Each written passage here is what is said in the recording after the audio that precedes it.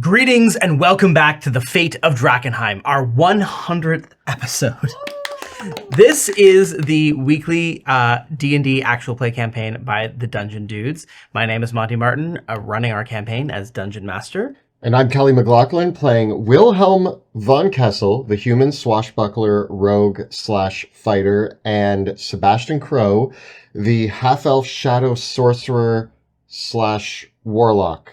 And we are joined today by our good friends. Jill Donitis playing Veo Senet, the Tabaxi Gloomstalker Ranger Rogue, and Rudy Whitaker, the Shifter Eldritch Knight.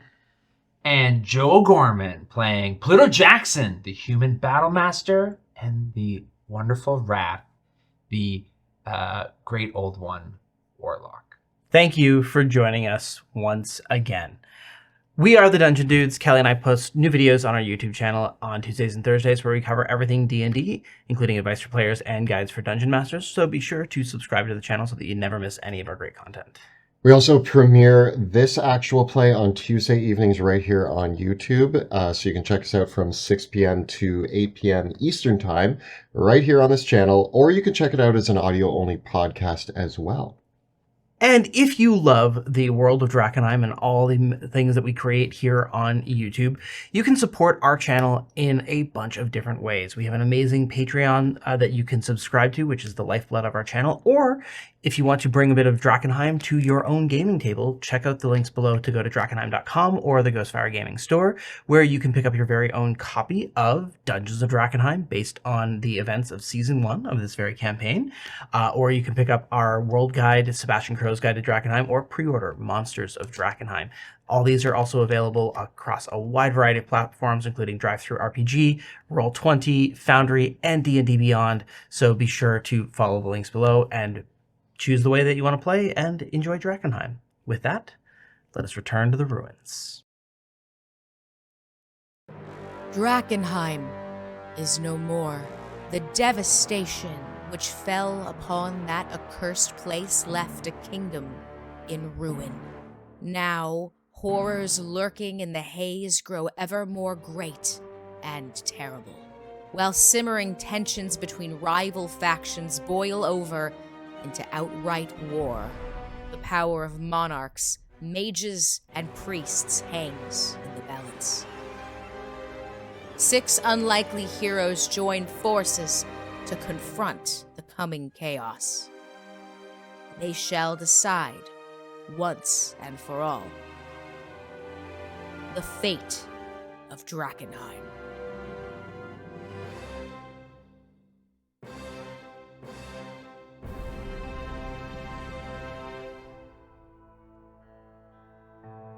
A great column of soldiers, more than have ever marched since the days of the Civil War, are making their way towards Drakkenheim, where once disparate forces were going with opposing purposes towards the city. Now the nobility of Westamar stands united behind the heir apparent, Wilhelm von Kessel. Banners being called throughout the realm as weary soldiers, now rallying behind a united cause, find new energy and begin to assemble to make their way towards Drakkenheim. Although it will be some weeks, if not months, before these assembled forces make their way to the ruined city, there is a palpable feeling of hope that has not existed in Westamar in some time. Alongside these called banners, the long fighting recruits of the Hooded Lanterns now bring fresh volunteers to the front as well. And several mercenary companies, the notorious Steel Fangs, as well as the Ochtenwald regulars, join the marching column. And soldiers even from Caspia and Illyria, members of House Jackson and Knights of the Silver Order, join in the vanguard of the forces there. The Silver Order now once again standing alongside the soldiers of the Hooded Lanterns, despite the divisions that had them almost at each other's throats in the past. Yet, there are still those that do not march alongside the new king, or the future king. For throughout Westamar, throngs of pilgrims, hearing the words of Lucretia Matthias, continue to flock to Drakkenheim in never-before-seen numbers. And meanwhile, something has happened that has driven up more violent prospectors and scavengers to head towards Drakkenheim. Because the word is, with rumors abound that the Silver Order and the future king plan to destroy Delirium, the price of Delirium has skyrocketed and the demand for it has increased, prompting those who might not have sought to risk their lives in the ruins. The price has gone up enough that it's worth the risk. And now, more than ever, desperate people go to Drakkenheim in the hopes that whatever shards they can recover or find or sell, they can change their lives with it, with the money that they earn. And so, even as our heroes march towards Drakkenheim, stories and reports of skirmishes and conflict between these forces break out. Things seem to be at a boiling point. But at the head of this column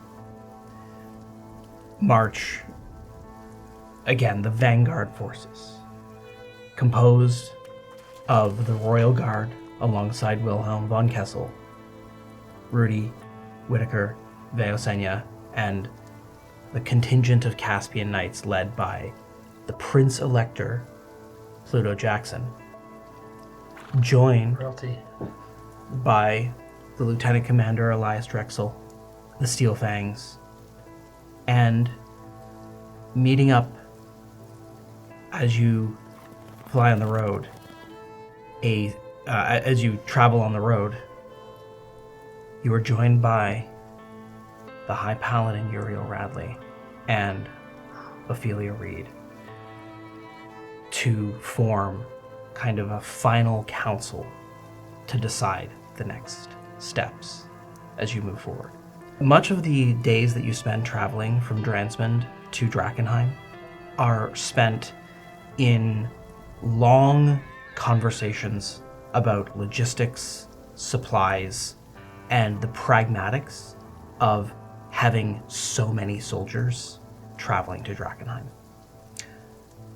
Elias Drexel outlines the plans of because Elias Drexel had once led the military expeditions that were the first to go into Drakkenheim. And he spends several of the days and nights going over what actually happened during those expeditions, what went wrong, things that things to account for, and the talking about what is now known and what isn't known. Your forces still hold Camp Dawn and the City Watch Barracks, which now will form 2 anchor points for your foray into the city. Sights are set on identifying within Drakkenheim what is under the control of your forces, which unfortunately, with all of the affairs that have happened outside of Drakkenheim and the original defeat of the Silver Order, the Hooded Lanterns have actually been hanging on by a thread to the City Watch Barracks. Question. The last time we were here, Wilhelm I forget who he was with. Wilhelm Rudy, might have been Wrath, I think. But we reclaimed the clock tower a second time. Mm-hmm. Have we lost the clock tower? No. yet? Okay. No. The few hardened Hooded Lantern soldiers have been holding on as hard as they can, but basically that has required them to stop most of their patrols, hunker down, and just hold on to Shepherd's Gate, the City Watch Barracks, and the clock tower with everything that they possibly have. Do we still hold the Academy Tower? The Academy controls the Academy Tower, Okay. which has created a strained circumstance. Right. Because nominally, it is the responsibility of Eldrick Runeweaver to oversee those efforts. And so it is tenuous because it is under the control of the Academy, and the Academy is increasingly becoming a house divided. Meanwhile, the followers of the Falling Fire hold Champion's Gate. They have St. Selena's Abbey, as they always have, and they control the Cathedral of St. Vitruvius, as more and more flock to take pilgrimage to the crater. Elias Drexel says, "It will take us some time to re-secure our holdings and make sure that our supply lines are solid once we get back to the city. But, Your Majesty, there appear to be several different options of where we can begin our operations when we return to Drakkenheim. I just want to make sure that you are resolute in standing with the Silver Order and the Illyrians in ultimately trying to destroy all the delirium in Drakkenheim." The way that I see it, since we set out on this quest, oddly enough given to us by the Amethyst Academy, I have seen nothing but the terror and death that delirium has caused. For all of its benefits, it has been a blight on this world. I've seen entire towns swept away, turned into horrible monsters. Drakkenheim itself is now a pit of despair. We have lost too many people to delirium, so much so that it no longer can be made up for by the magical benefits of this rock. I think that there is no question that if we are to save this world, we have to destroy delirium. Joining into the conversation, your tent is sort of pitched, and you've had these nightly meetings and discussions. Uriel Radley adjusts in his seat and stands, and he says, "Now, Your Majesty, you understand what that means. Do you understand the full gravity of what that means for what it means for your city?"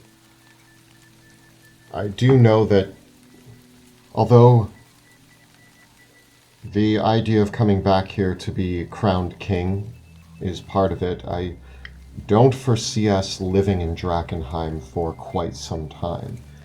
Maybe years from now we can rebuild this city, but this city is a husk of what it once was.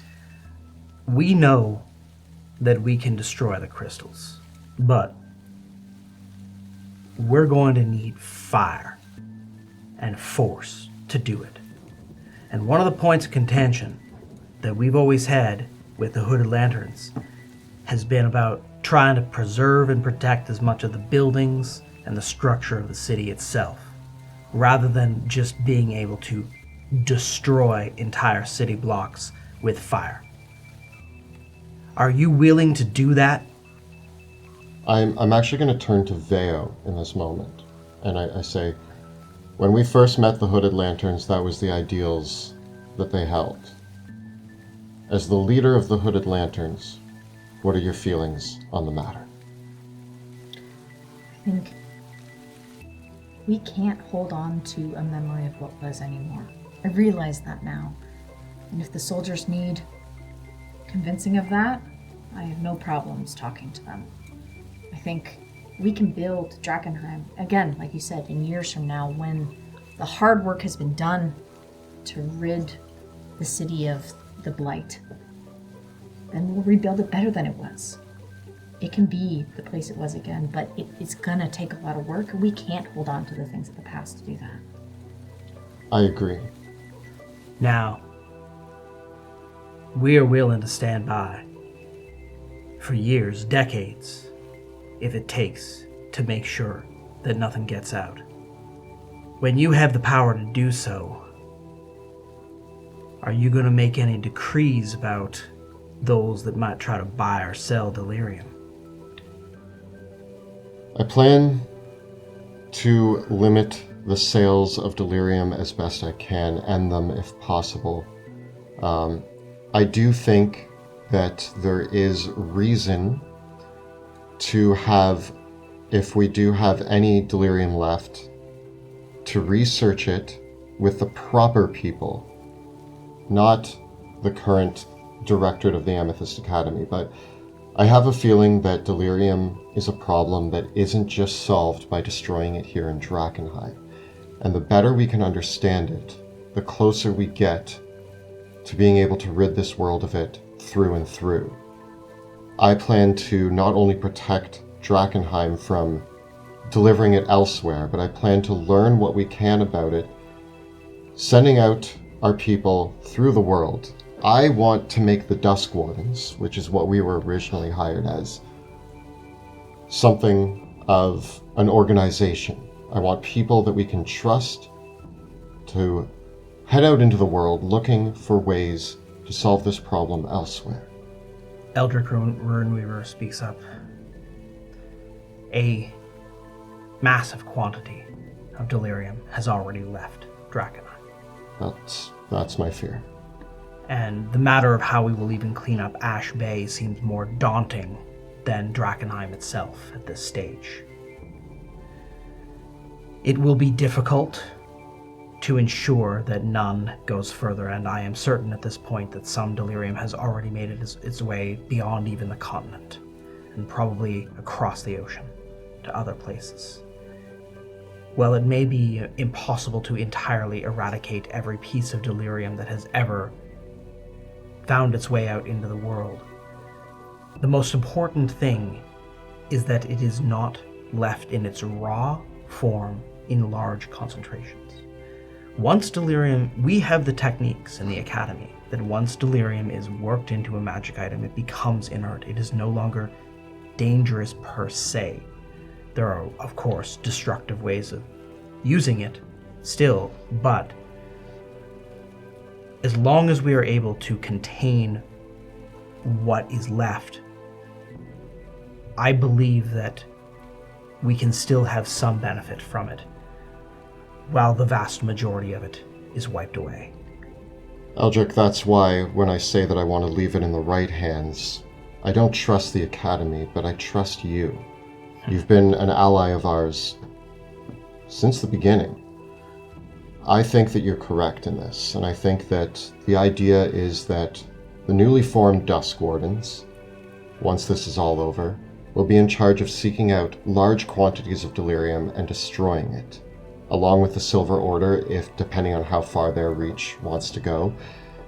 What we do find in small quantities will be taken and contained and properly used for research or development to further help the causes of this world and to further help us eradicate as much delirium as possible. And consequences for those who don't follow along.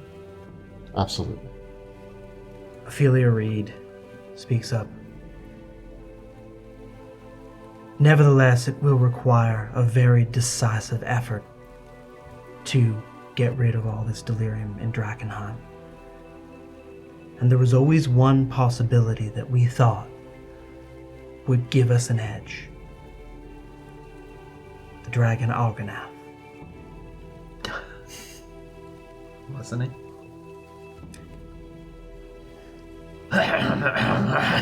Excitedly.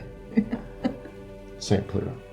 Saint Pluto Vitruvio. We believe that Vitruvio. if we recover the remaining relics of Saint Vitruvio, you hold Ignatius and his shield. We have in our secured as well his scepter. But the followers of the Falling Fire have his helm as well as his reliquary, which is also one of the seals of the city. If these are recovered, along with some of the treasures that were unearthed in the vault of Castle Draken, I believe that we can conduct a rite to bring back the spirit of Argonath back into his bones, restoring the dragon to life and giving us the most powerful ally we might need to destroy the delirium in Drakkenheim. A cleansing flame. Yes. Purged by dragon fire. I'm under the impression that Lucretia Matthias currently holds the cathedral. Not only does she hold the cathedral, there is some belief that she has taken efforts to secure the bones of Argonath as well, which we would need. Then it sounds like Lucretia Matthias is a prime target for us. I do think we need to bring her in alive. That was, Uriel Radley pipes up. Yes, that would be ideal. What we would like to show, what the Divine Matriarch would like to show, is mercy as much as possible to the followers of the Falling Fire. Those who repent their heresy will be granted mercy. It just so happens that we have a saint with us Yes. who might be able to help guide them back to the... I have done the oil bath. The sacred oil bath. And you saw something. I saw... Yeah! Yeah, I had a vision. I spoke with... What was her name again? Saint Tarna. Saint Tarna. Yeah, you got this. And she blessed me with a wisdom that 1,000 lifetimes could not have given me. And that is that I'm the best. Just gotta be And that yourself. I'm right. I thought you kind of... Ophelia Reed chuckles and she says, I think your newfound faith shows some promise, even though it is kind of coming forward in a bit of a Caspian way. Look, some people discover that they're saints way after they die. I figured it out before I died. That just gives me an edge. Ophelia Reed and Uriel Radley exchange glances. Look, as the newfound owner of Saint Petruvio's artifacts, I will single-handedly, with the help of my friends and all of these forces, single-handedly recover the other two artifacts and summon a dragon that will burn this city to the ground. Respectfully. Thank you.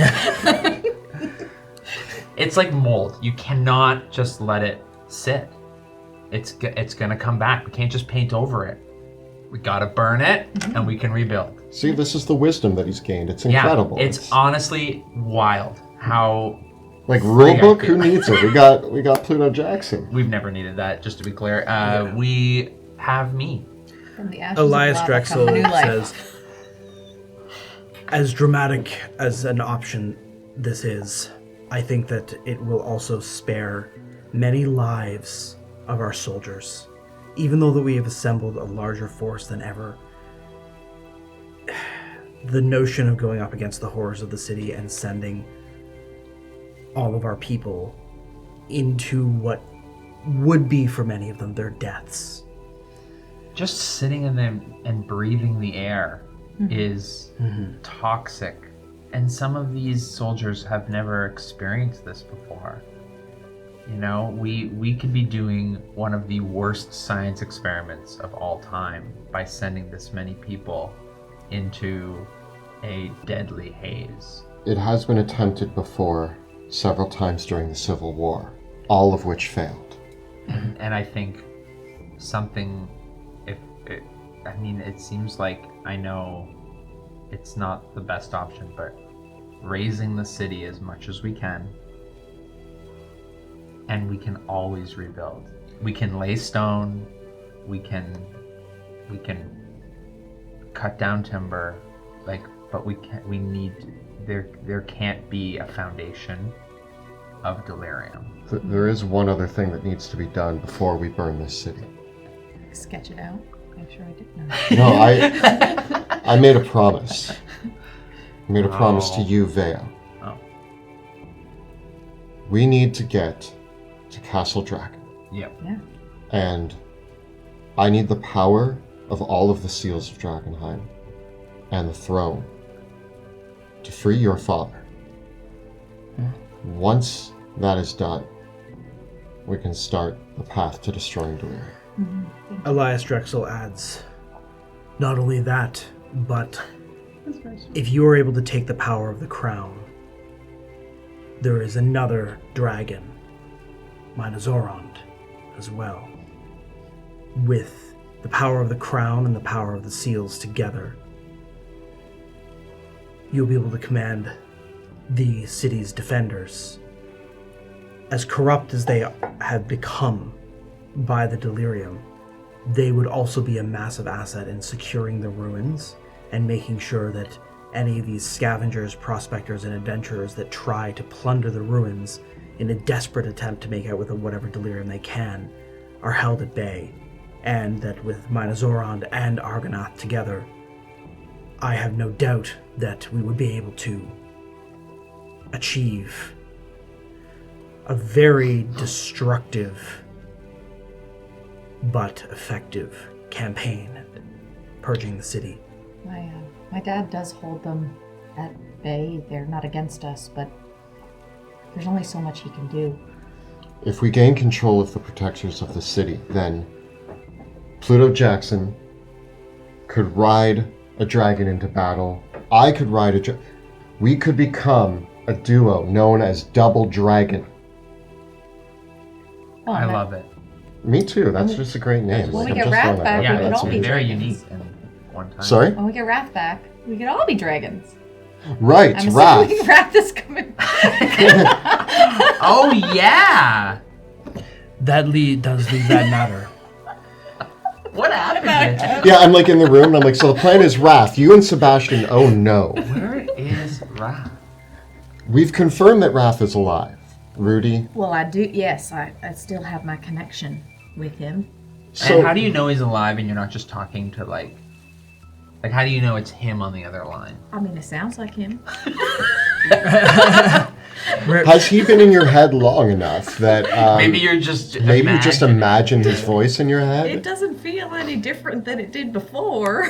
So Have we seen, where did Bruce go? Is Bruce still with us? No. No, Bruce disappeared too. River does say, I have been able to use my magic to communicate with Wrath, Okay. and I know that he's alive. I know it's him. But he's in Alabaster's hands. Yes. In his hands, in his arms. They're holding each other. Rudy, have I mean, you that's heard good. anything from Wrath? I've heard things here and there. I mean, things about how he has things to do. I mean, we could give him a ring right now if we want. I reach out to Wrath and I'm gonna say, Wrath, any updates? Any ETA? How you doing? I'm sleeping. Are I'm you fine. still in a glass?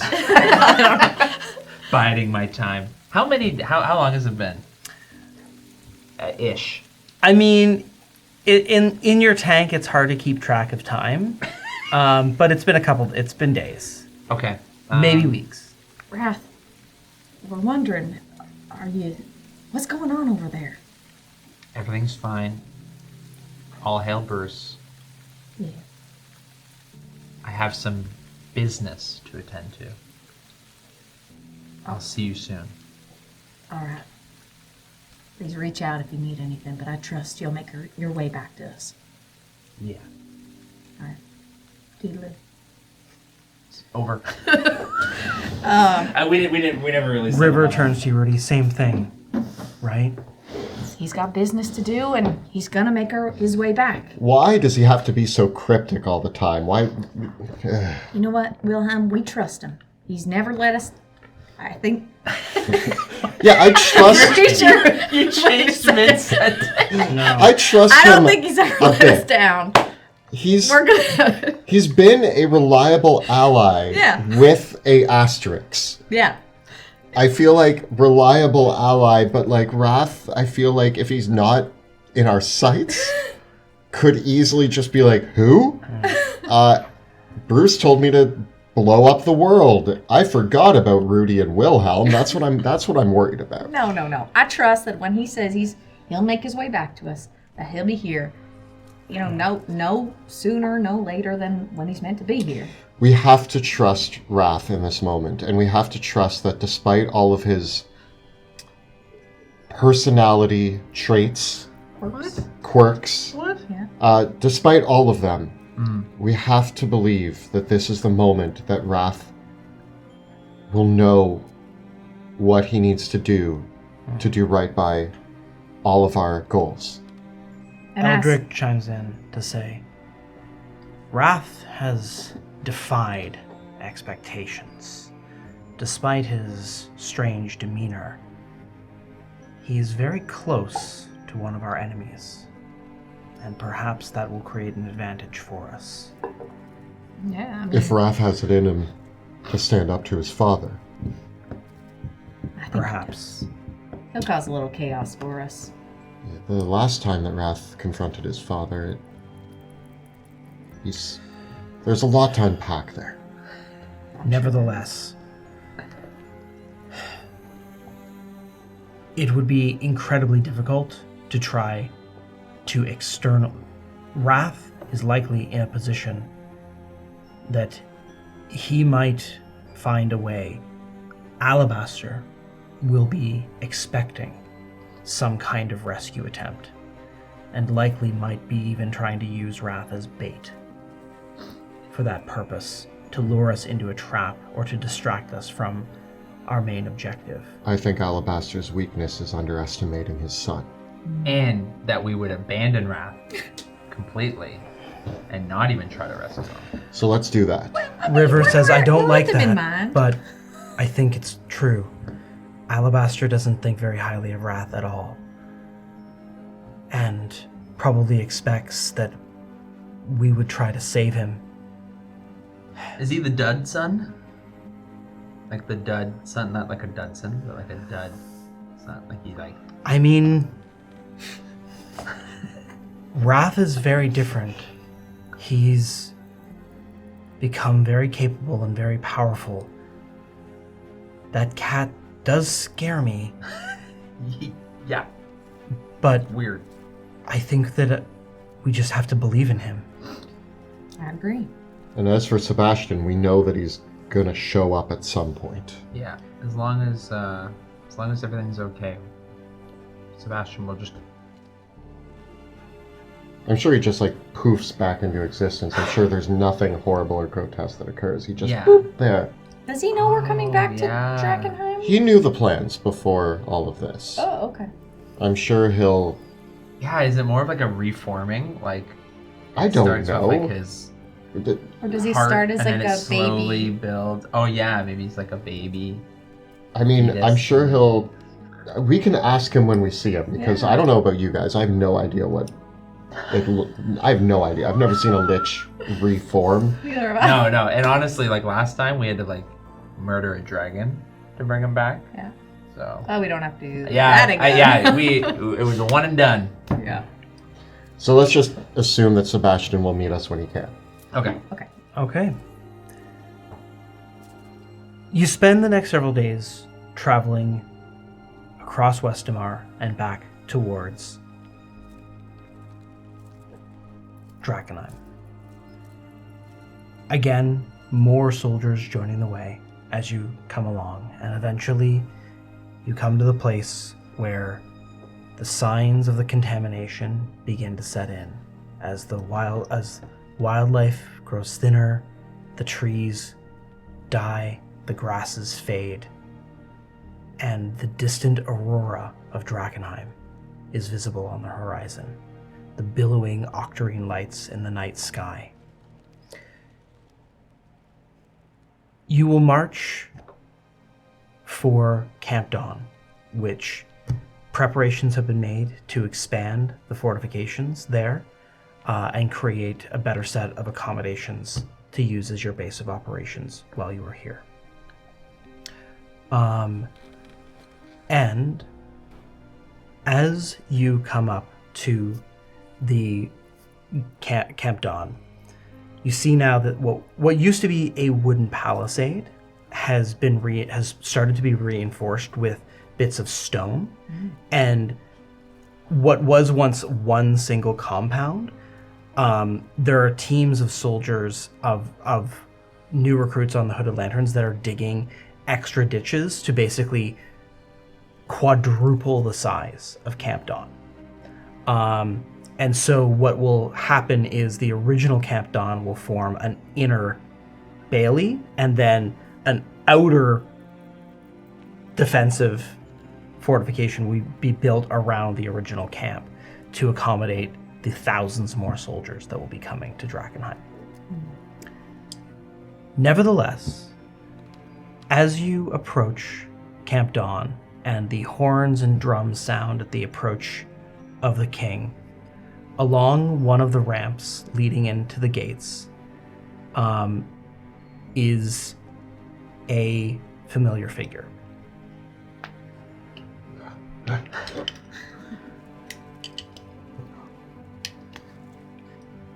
All right, now if I lean on this post, does it look cool? Maybe,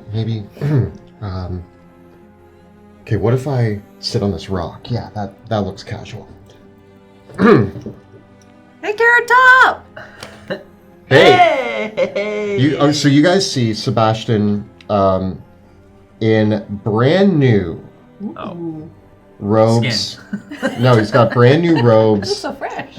They are very similar to his old robes because he really liked the style, but the colors are a little bit more refined. There's a little bit more gold in the accents. They're a little bit longer. His hair is very neatly combed back. He looks very fresh and new. And he's sitting on a rock casually. You didn't see anything about him trying to figure out where he would look the coolest. And he's got his staff in his hands. Don't we have all your stuff? No, they have he your doesn't have his staff. staff. Or his goggles. That's why you have You new know what, I clothes, because imagine we have you're- your clothes. No, but I am in brand new robes and clothes and boots. And I'm not naked. But I don't have my goggles and I don't have my staff. And I miss them. Do you have my stuff? Well, hello to you too. Yeah. What took you guys so long? I've been waiting. Look at you, and I like ruffle your No, nice hair. Your skin is so soft. I know, it's So like baby brand soft. new. It's like Yeah. baby skin. Oh my gosh. Yeah. Look at these. Woo! Yeah, gift from my mom. They're really actually quite magical. Honestly, Oh. it's a load off my soul, knowing. Don't think about my soul. It's a load off my soul to know that you're just now here.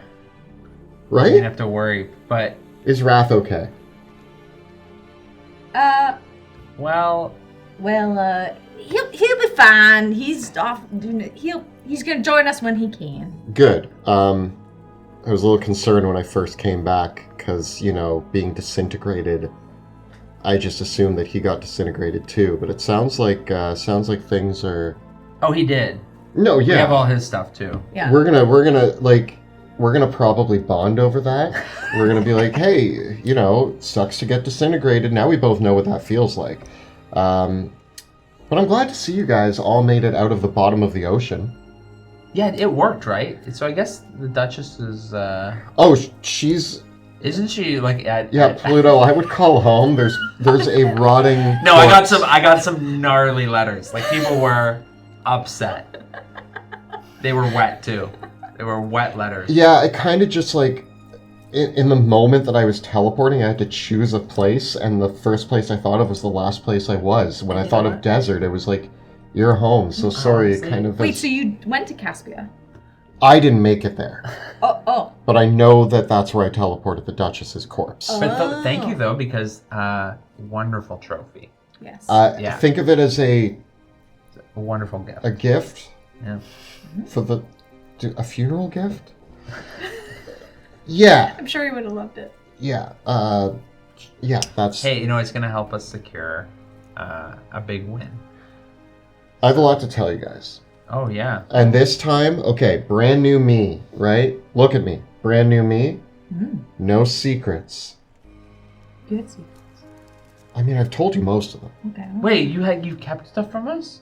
No, we've have been this over this. discussion, I yeah. told you. Okay, the point is, I just got back from visiting my mom, and Yeah. I want to tell you a few Okay. things. Oh, okay. Okay. Like, just ask everybody, where's the Yeah, there's like a bunch of people here. Yeah. You've kind of formed a crowd. The Silver Also, Order. here's all your stuff. How much? Oh, thanks, How thanks. much do you really want to tell the Silver Order? Yeah. Not everything. Okay, cool.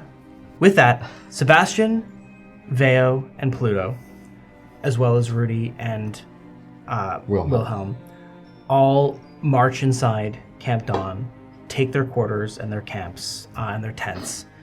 And with that, Sebastian relays what happened while he was gone. So let me tell you about a use I found for gold delirium.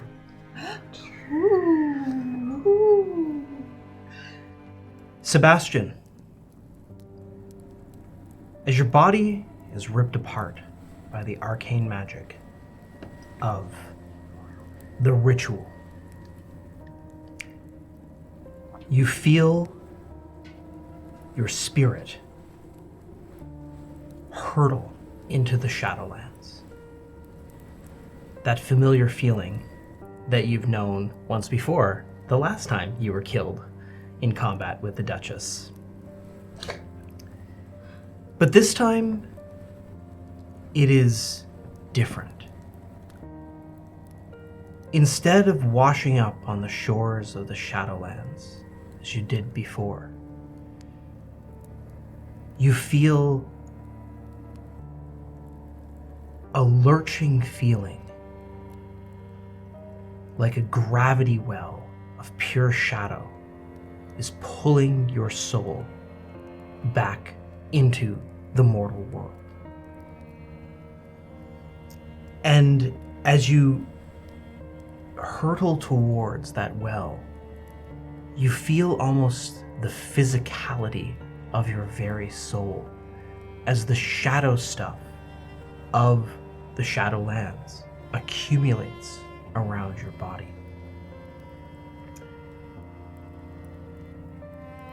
And you realize,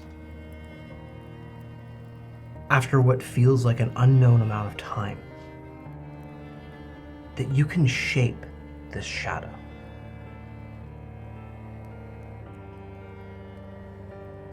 You see around you the spectral echoes of the mortal world. And in those spectral echoes, you feel yourself pulled towards somewhere very, very far away from where you died.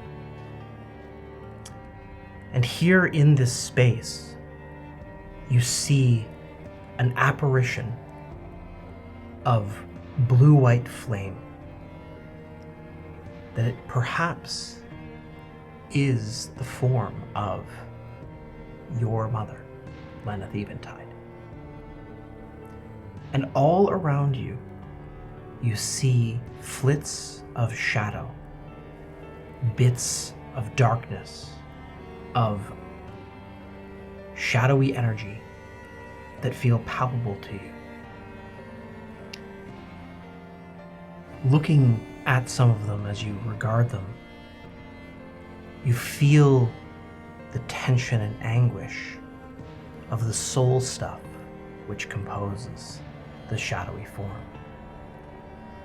But you feel a power over it, again, as if you could draw it into yourself to reshape, to rebuild, to reconstruct your form.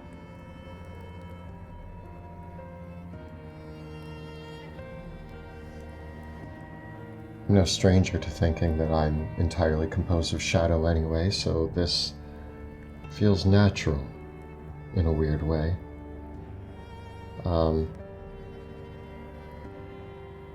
Sebastian reaches out, I guess not physically, because he isn't in a physical state, but in his mental version of himself, he reaches out and starts to pull on the shadows and draw them into him.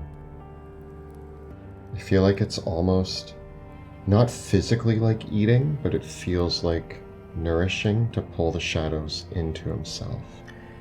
In a strange way, it almost feels like a mold.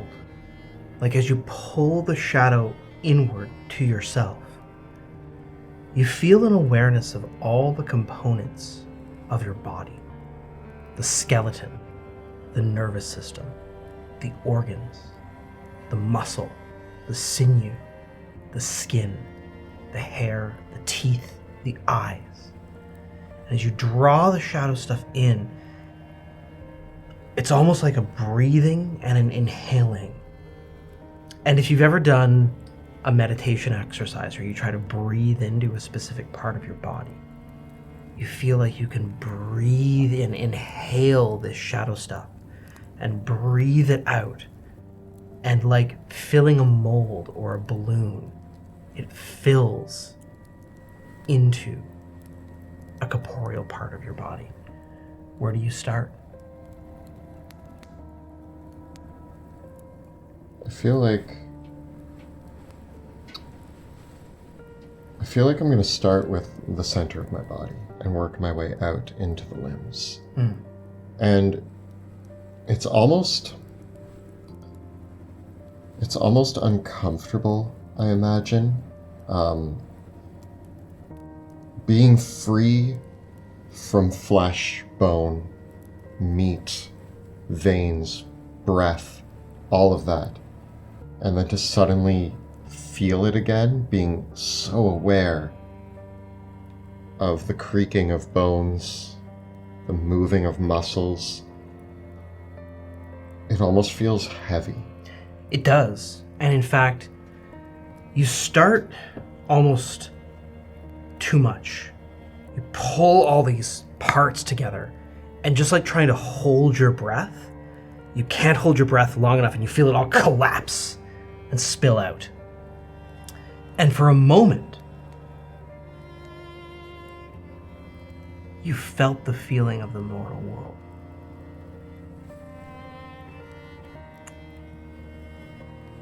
This breathing in, this breathing out.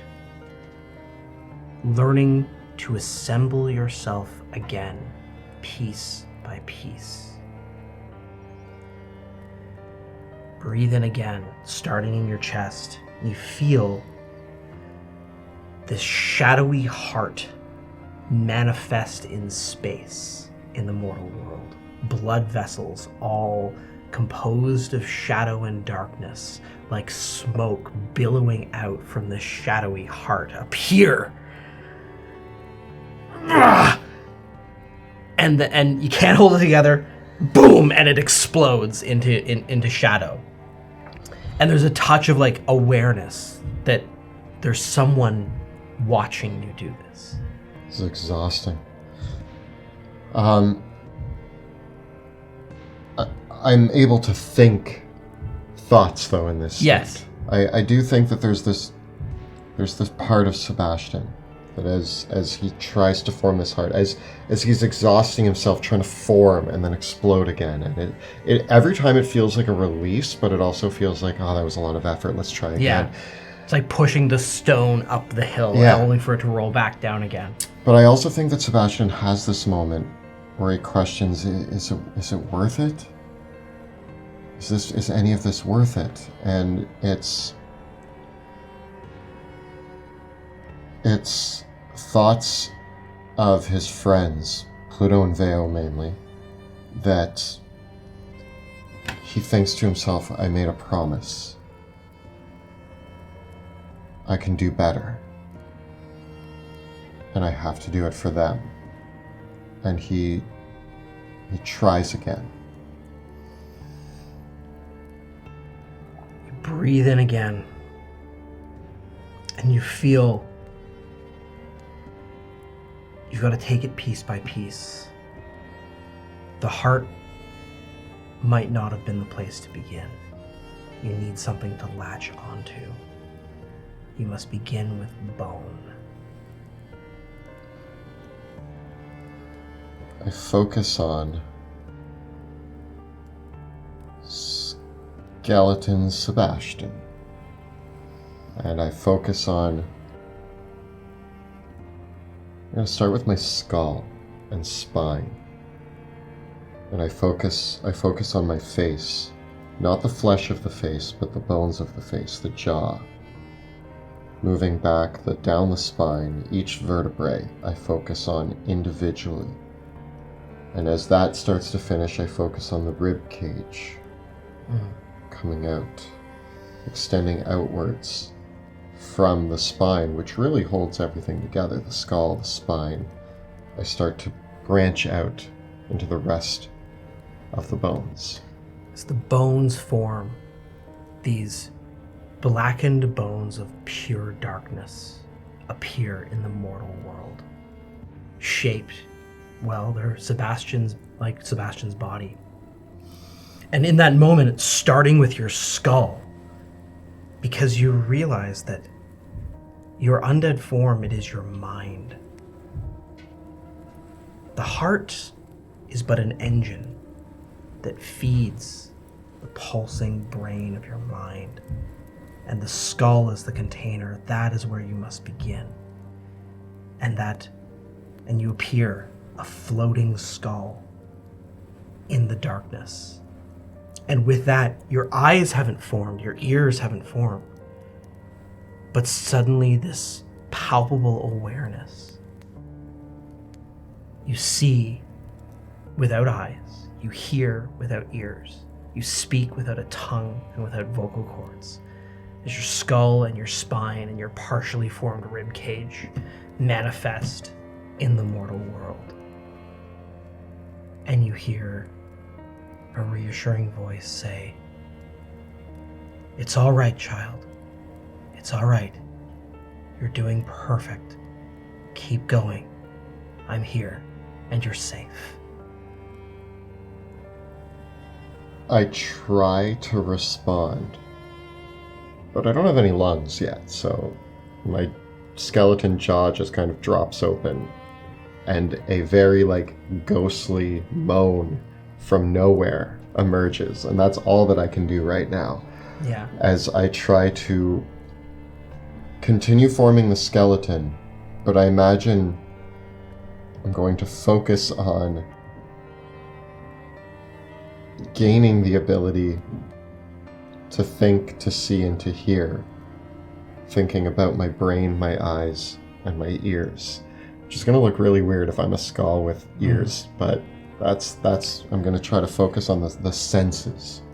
You feel almost in that moment like bits of nervous tissue begin to wrap around like tendrils of shadow as burning bits of, well, what color would the eyes burn with?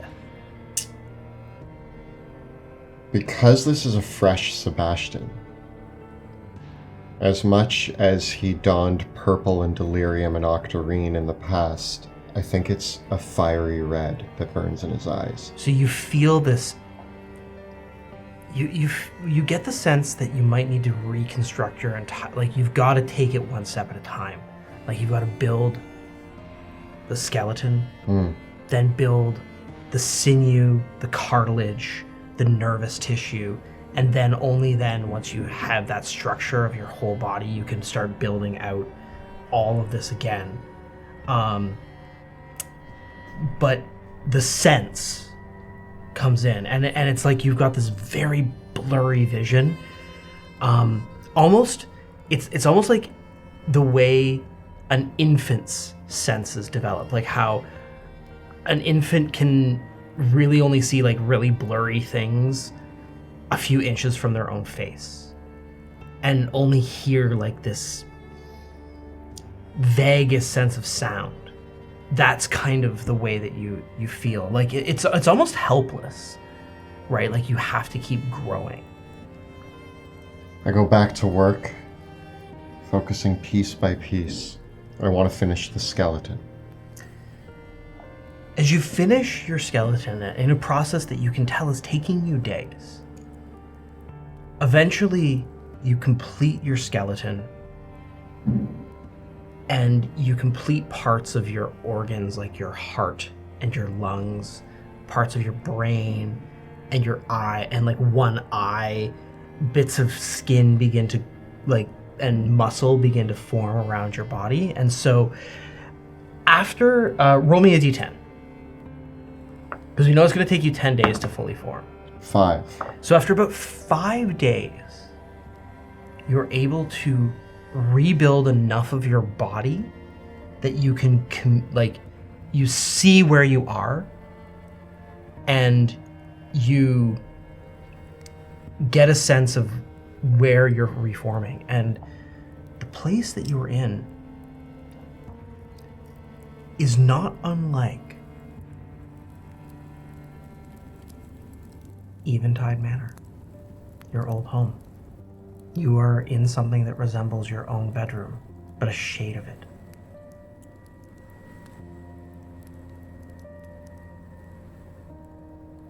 And there is your room, the halls, everything, but when you look out the window, you just see a sea of spectral stars, as if perhaps you were not in a material version of your old home. Now, technically I would have never fully lived in this home, but I am aware that there was a room made for me there. Yeah. And in my trips to the Shadowlands and in various other weird Sebastian journeys, I have seen this house as it could have been. Yeah. And so I am aware of this home, even though I burnt it down when I was born, but Yeah.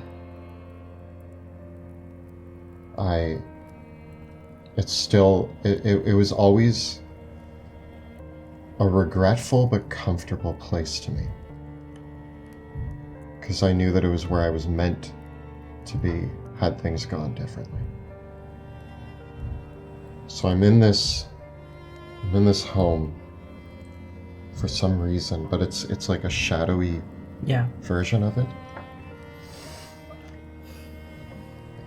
I'm still focusing on rebuilding myself. It's almost in this moment that it occurs to you. Give me an Arcana check. 12. You get the sense that maybe you might not actually be in the mortal plane.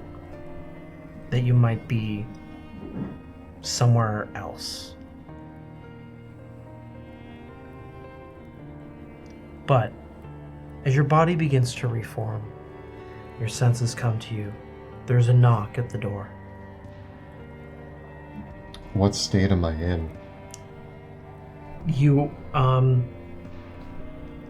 You've partially formed your body. The best way to describe it is you kind of look like a zombie right now. Your skeleton is complete. You've reformed many of your organs. You're starting to reform parts of your skin. Maybe you've found a robe in the room that you can put on, and you feel like you can walk and move around, but it's taking all of your energy, your arcane power, to rebuild your body. So you're not in a state where you could cast a spell or even fight. So at the knock at the door, Sebastian first attempts to cast Mage Hand, but upon failing, there is a black shadowy robe that he puts around himself. And in his zombie-like state, tries to shuffle towards the door to open it. You open the door. There is your mother, Lenneth Eventide. Her appearance has... Obviously, she's not in her draconic form. She's in her human form. But you can see that she has gathered new equipment, for she is garbed in new robes and carries with her a delirium-tipped staff. Her pale skin and hair definitely keeping for herself the complete semblance of a normal elven form. She glides into the room. And as she does so, she embraces you and she says, "How do you feel?" Wet. Heavy. Hungry. You will need to eat. You will need to feed. Have you been eating enough? I'm worried about. I expected that you would get yourself into trouble sooner or later. When I realized what had happened, I hid, but you're in a safe place. We are safe here. Where have you been? We can talk about all of that in time. Is there anything that you need right now? Food. Very well. I'll make you dinner.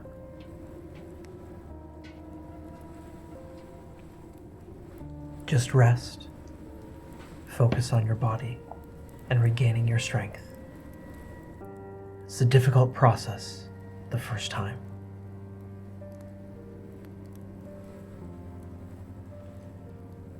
She departs, and she returns sometime later with a small pouch.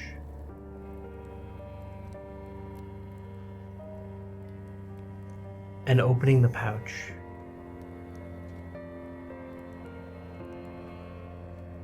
she opens the pouch. She says,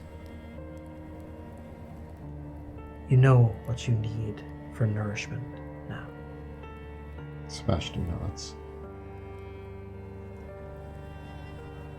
I have a few sources. But I have also found a source that you may try if you wish. She pulls out several vessels from the bag. They are containers that you can feel the souls that she has trapped within them. But as she pulls a few more of them out, the last one that she pulls out is a piece of golden delirium.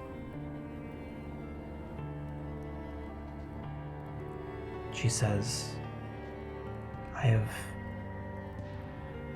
encountered these zealots that's trapped their spirits in this golden delirium. And I think we may be able to nourish ourselves upon it,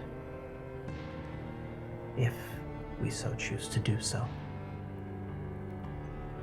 But there are a few other options for you to have."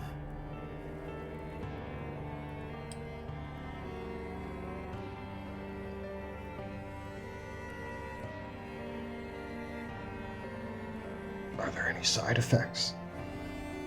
You have consumed a spirit before, yes? To the gold delirium, I mean. I don't know. I haven't tried it yet.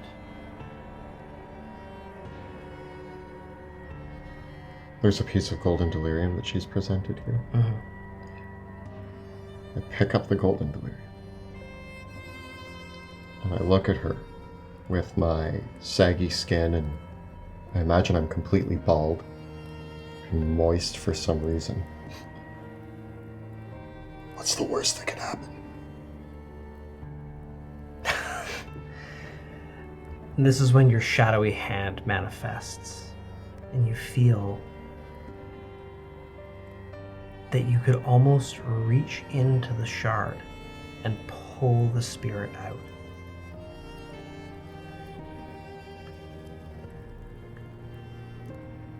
I was told that I am what I eat, and that it would be more beneficial if I eat the right souls.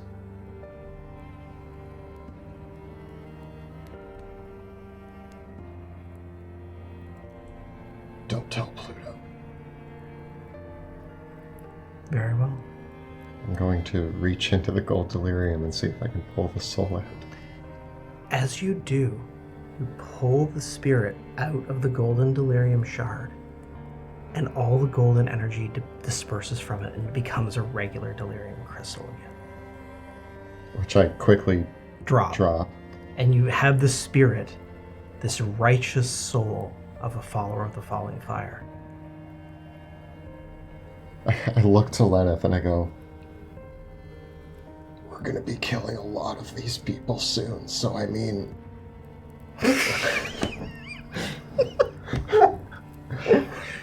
This was basically my plan for feeding anyway. Okay, and you consume the spirit. It is warm, a little spicy. And with that, you feel good. And with that, like you start getting color in your skin. Some of your hair starts to grow back.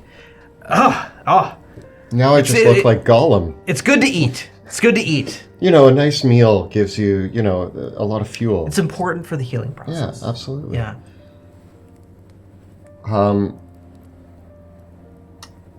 I do imagine that, I start to come back, but I still probably have, it's very patchy hair and very, If so much of your power was not being focused on rebuilding your body, something of the magical energy that you pulled out in consuming that spirit, there was so much extra energy that you consumed that you feel like, had you been in your normal form when you did that, you might have been able to regain hit points or even spell slots from doing that.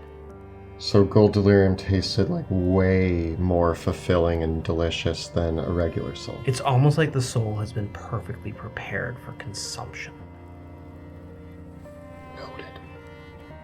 Noted. Noted.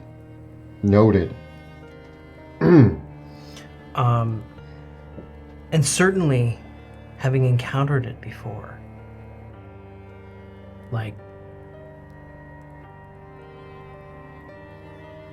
this is the first thing that you've ever heard of a use for golden delirium, for the sanctified delirium.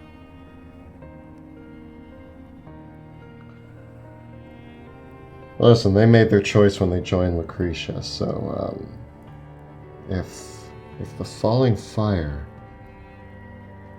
maybe it's their destiny. Maybe I can justify this. In my head, I will tell myself that this is what the golden delirium is for. And that way, I can sleep at night. Good job. Good job, Sebastian. You did it. After a few days, more of your body rejuvenates. And Lenneth tends to you. And and later on, when you were downstairs in the drawing room of the manor, seated down, she has a bottle of wine. Your tongue is back. And she says,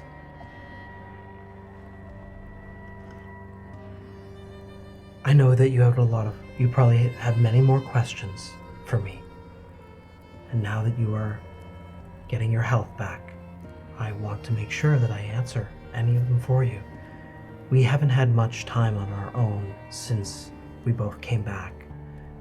And I'll be honest, I had hoped that you would have called me a little more often. I suppose that you've been very busy. It's a two-way thing, Mom. You could have called me. Now that you're alive, I don't need to be the one casting the spells. You can also communicate with me. Well, I just feel when you call me, it just shows how you're appreciative of me, and you just seem so busy so often that I didn't want to bother you. I'm just your mom, I worry that I didn't want to be back and all controlling over your life. You're grown man, and you deserve your independence, and if you don't want to hang out with your mom, it's fine. I've never hung out with my mom. We only got to hang out in the Shadowlands. I actually was pretty sad when you just turned into a dragon and left. I thought that we were going to come back to the surface, spend some time together, maybe go to the park, have a picnic, maybe play some games. I don't know. I didn't get a childhood with you. I was kind of hoping for just like a few days, but then you just kind of flew away, and I didn't want to bother you because that felt like maybe you had more important things to do than talk to me. Talking to you and spending time with you has always been a very important thing on my mind.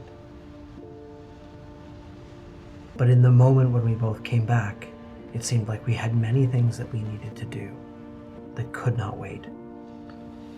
And I felt very vulnerable. I don't think that I thought all those years ago when I planned all this that I would want and need to spend some time with you. And so I had made several contingencies of my own.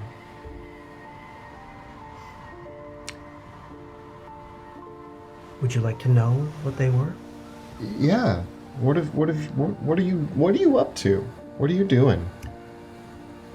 Well, one of the first things was that before it all happened, I wanted to make sure that all these things, she said, come.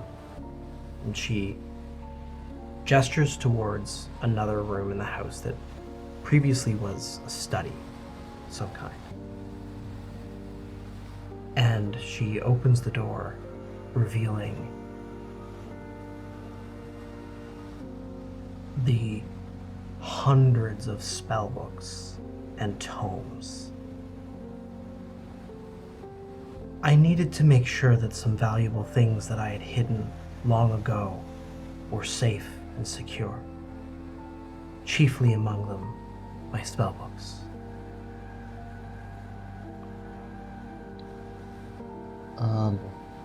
Okay. Yeah. Where were they? Before you were born, I spent a great deal of time hiding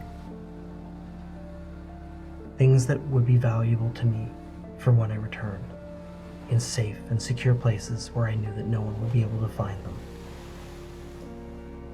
I also hid some of my own treasures, such as my robes and my staff, because I knew that I would need to retrieve them when I got back. I think Pluto still has your cape. Well, you have my mirror, and that was one of the things that I was not anticipating being moved. The Academy took it. I never got it back. I think they may have put it in my apartment in the Inscrutable Tower, but I need that back. There's a few things in there that I really hope are undisturbed. I might have killed Clone Mum. Or was it Simulacrum Mum? One of them tried to murder me, so I might have fought. Okay, that's a setback. Well, you shouldn't have had your Simulacrum try to kill me for going into the mirror dimension. I expect that some of the things in the intervening years maybe didn't hold up as well as I had hoped they would there. The proximity to Drakkenheim has thrown a few things off. But nonetheless, you were also able to recover my spellbook and communicate with me from that, and I had hoped that that would be something that would guide you. Has it not? It seems like it didn't work out perfectly. The original plan, I had originally planned for that simulacrum to be there to raise you. And it didn't work out that way. No. I had hoped that that would mean that you and I had had a relationship, and that I could have, through that simulacrum, taught you some things. But I think that I was counting on both things to work out a little bit differently than they did. Nevertheless, There are still things that I hid very well in that sanctum of mine that I think will still be very useful to us. So if you can get my mirror back, I can teach you some of the mightiest spells that have ever been wrought. Like wish? Of course. I think I'm going to need those spells in order to help my friends. My friends. Oh no.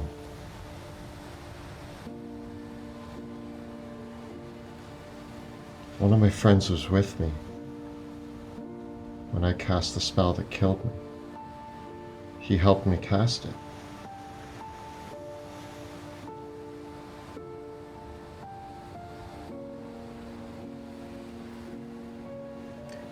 What if I'm so sorry. I told him not to join me? I told him I had to do it alone. I didn't want to put him at risk. What if I got disintegrated? It's likely that he did too. That would be likely the case. But if he is a dear friend of yours, we can...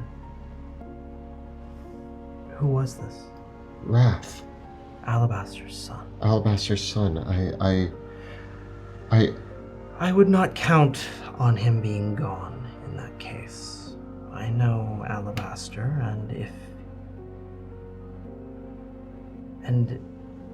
well, let's just say that Alabaster has his own contingencies. So Wrath's okay? Or Wrath's with Alabaster? Which I guess would not be okay, because I've met Alabaster once, and he's a problem. He is. Likely one of our greatest problems. Which, speaking of, one of the things we talked about in the Shadowlands... Okay, wait, I'm getting ahead of myself. Wrath is either dead or with Alabaster. And Zelvaka has gone into hiding as well. I have been in contact with Zelvaka. I'm aware of what happened. I'm very impressed by what you achieved. Although I'm a little bit...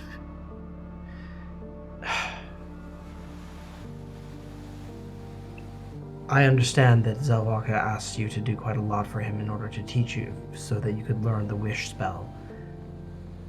If you had have simply asked me, we could have gotten my mirror back. That's where I've kept my copy of the wish spell. I would have gladly have taught it to you. Mom, I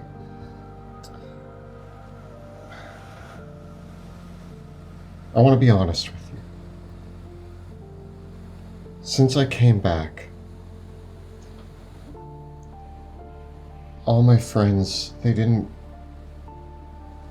get it. They didn't get why I came back the way I did. They were unhappy with me the way that I was. They didn't trust you. And for good reason. I started to... when we were in the Shadowlands and we talked, our goals were aligned. You understood what it was I wanted to do, and you were going to help me. And I don't know what it was. When I came back, all my friends were like, nope, that's not true. That's like, look at you. Look at what she made you into. Look, you're a monster. And I felt like a monster. And I acted a bit like a monster because I was very emotional and confused. And to just see my friends look at me different was hard.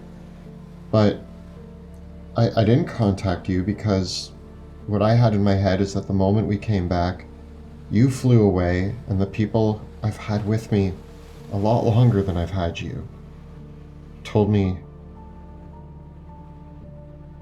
that you left because you had other plans that didn't involve me, that maybe I was wrong about assuming that your goals were aligned with mine.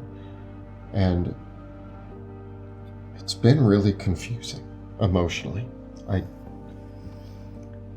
You're my mother. Yes. And I've also been dead for nearly 30 years. And the process of coming back has been as traumatic and difficult for me as it has been for you. There are many things that I have had to come to terms with too, and many plans that I made long ago that I have had to put back into place.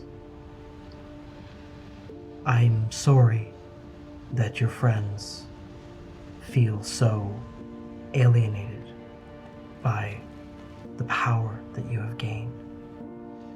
I'm not surprised. I have also tried to see some old friends, and few understand the choices that I have made, either. I don't want to be a monster. Then don't be a monster. If I'm eating souls, I mean, I'm trying to eat the souls of our enemies, which is the only reason why I agreed to the Gold Delirium, because I know our enemies. We're gonna have to fight Lucretia Mathias at some point, but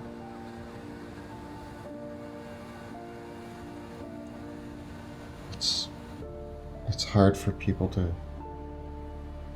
I saw it as a sacrifice that I made on my own self to try to help save the world. But nobody else saw it that way, and I wondered if I was wrong, or maybe what I thought was a sacrifice was actually a selfish act. Sebastian, your friends may never understand the choices that you made, and do not understand the weight and the price that you have paid, the price that we have both paid for this. Because indeed, we have given up our mortality, and for many mortals, the sacrifice of one's life is noble. But I have seen the battlefields and the graveyards and the crematory gardens filled with the ashes of those who have made the ultimate sacrifice and gained nothing for it. I believe there is no nobility in death, in throwing one's life away for nothing. And indeed, for myself, I believe that if one must pay their price in the life, they must gain quite a lot for it. We have sacrificed our mortality, and we have gained much from that. Does it make us monsters? Perhaps only in the minds of those too small-minded to see the small picture. It is no doubt to me that I find it strange that there are so many who are willing to give up their lives instead of sacrificing their principles and their morals to do what must be done. And yes, perhaps you and I have sacrificed those. Perhaps you and I have been willing to take at the expense of others so that we can do what must be done to save this world. How could you have defeated that enemy without the power that you gained?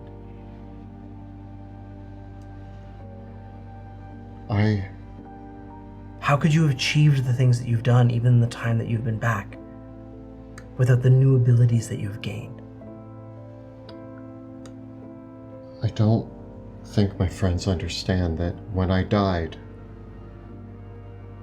I was dead. Sebastian died. What's come back, as much as I'm still me, the fact of the matter is I'm not. I'm only here because I want to see this through to the end. I want to make sure that Veo, Pluto, even Wilhelm, Rudy, all the people I've come to love. I gave up my chance to fall in love. But I can still help You may the think people I that, care about. but that need not be true. Nobody's gonna love me. Not like this. Your mother loves you. You're a And lich too. Well, yes. Is there like a lich dating service that I can go on, or? That would be interesting. Sebastian, I used my last casting of the wish spell to put this into motion.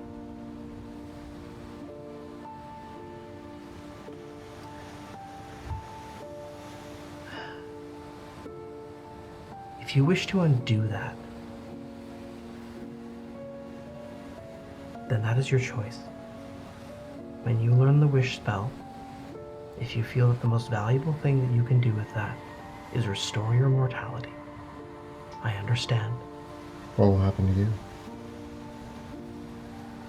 I will need to build my own soul vessel and hide it. Can't I wish for both of us to be restored? I don't want that. And I understand that you are your own person and you can have different things. You may not like this, and I'm disappointed to hear that you don't. I can't drink regular wine anymore.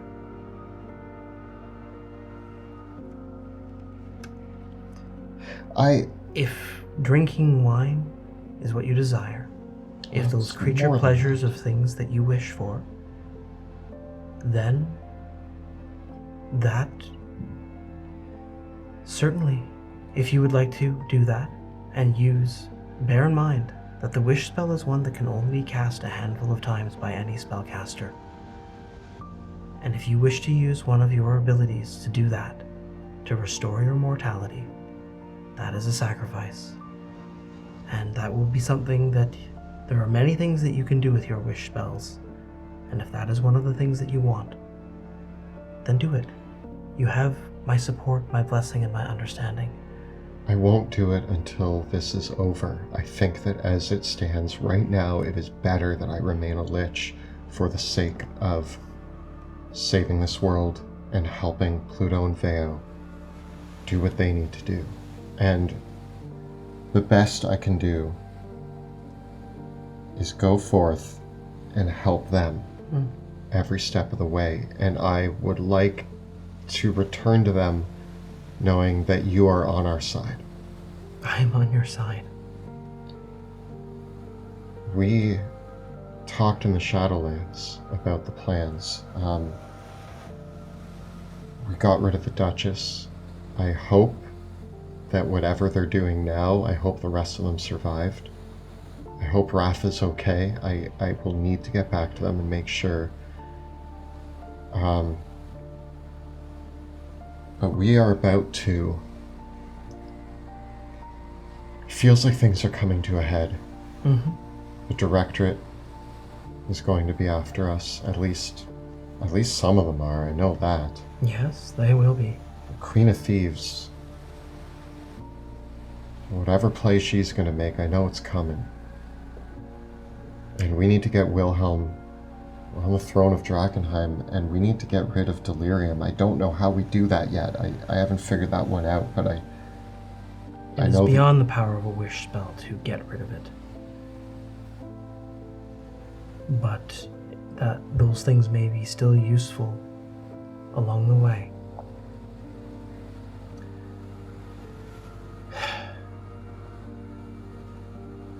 I understand as well that you also have met with he who laughs last. Yeah. I may have been a little overconfident. I thought that, when I made the deal with him, I thought I would just go kill him someday, but it doesn't seem as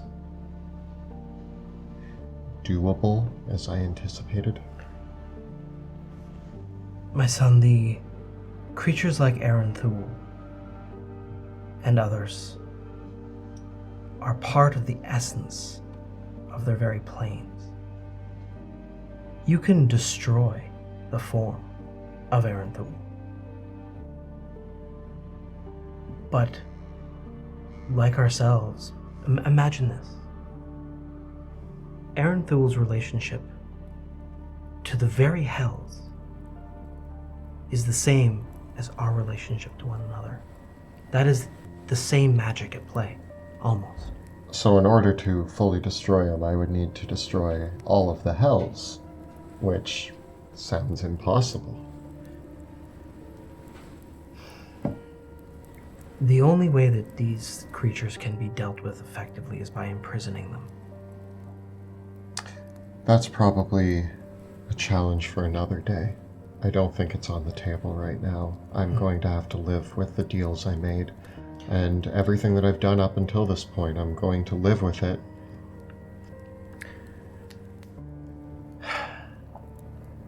And that is a lesson that I have learned too. What can I do to help you and your friends? I don't know what information you can gather or who your friends are. I know that you were friends with Zelvaka. Yes. I imagine that after the stunts that we pulled in Lumen, and with us moving towards Drakkenheim, with the deal that Alabaster has made with the Queen of Thieves, I would love to know which directors are going to be moving against us and how best to stop them. If you can help me figure that out.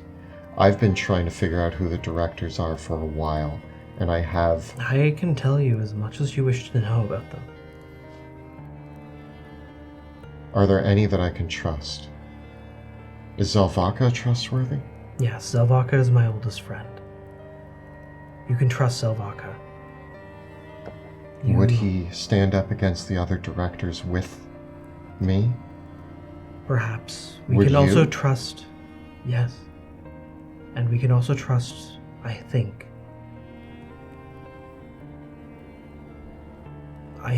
that we can trust Lazaya. She is another elf. I think that we can trust her. We can absolutely not trust Penumbra and Alabaster, nor can we trust Marigold Kettleborn. And certainly not Amaranthist. As for Zodiac Allsight, I don't know.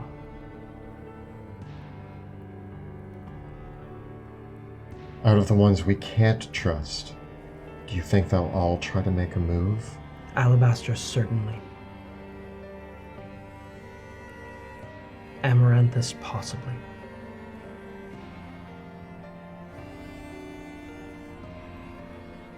I think my goal... I know that we need to save Veo's father. We need to help Pluto. Pluto's father just passed away. And that leaves a large amount of responsibility on Pluto's shoulders that he's going to have to deal with. And I'm going to be there to help him. And I'm going to help Veo save her dad. And I'm going to help get the throne of Drakkenheim back. But for myself, when I joined the Amethyst Academy, it was the first time in my life that I felt safe.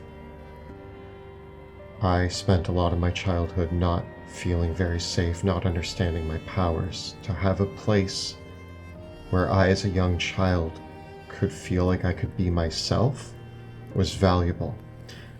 And I personally believe that the people in charge of that establishment have lost view, have lost sight of what the Amethyst Academy was meant for.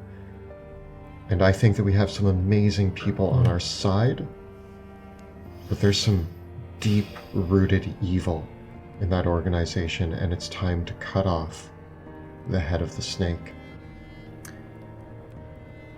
I was there, of course, when the Academy was put together. And I remember those dark days before the Mage Wars, when we were hunted down. I remember further back when My elven brothers and sisters were hunted down as well for the magic that we knew.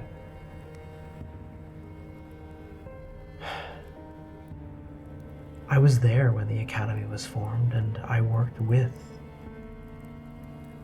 Zelvaka, Amaranthist, the others.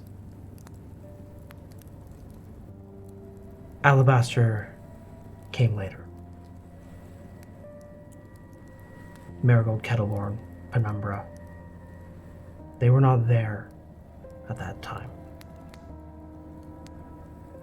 Amaranthist, Zelvaka, myself. We've stood on the directorate for some time.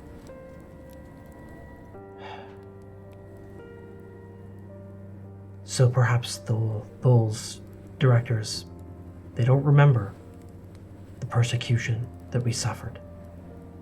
They don't remember or know how hard it was to save children from their own parents. I saw scared and superstitious men and women strangle their own children because they were mageborn.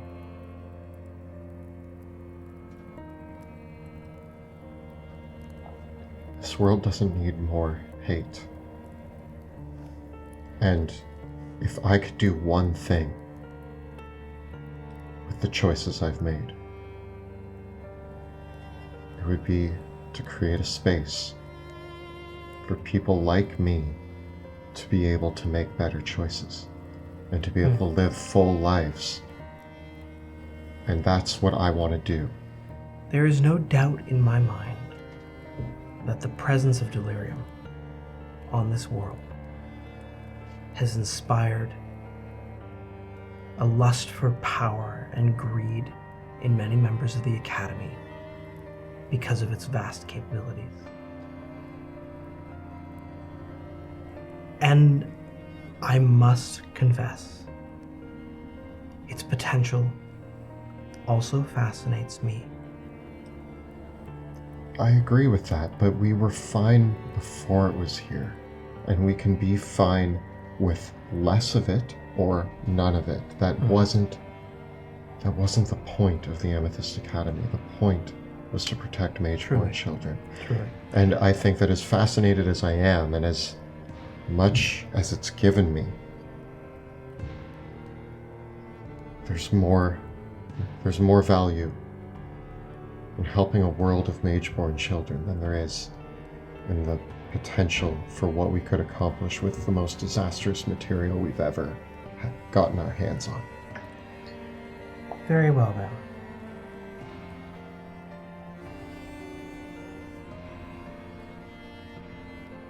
It is not beyond our power to at least, or my power, to ensure, at least for a time, that our enemies in the Directorate are occupied with other problems. You did that yourself with what you did in Lumen. Now, I can do that for you so that you can do what you need to do in Drakkenheim. I need you to get me my mirror. I think it's in the inscrutable tower. If you can get me my mirror, I can make a very big problem for the Directorate. How can I get it to you? I can get the mirror. How do I get it to you? Where are we? It is very important for our own security that you do not know where I am. Okay. Do I contact you once I have the mirror in my possession? Yes. The contact other plane spell, will it still connect to you? You can cast a modified version of it to reach me. Okay. Then, when I have the mirror, I'll contact you. You can also use a sending spell to reach me. Okay, that's probably easier. And I can contact you the same way. any information that you're able to gather on the Directorate, if there are ones that you cannot stop who are coming after us, any warning you can give us would be ideal. And if Wrath is alive, then I mean, that might be happening a lot quicker than we think. And if Wrath isn't alive, then that's my fault, and I'm gonna have to face all of my friends and explain to them.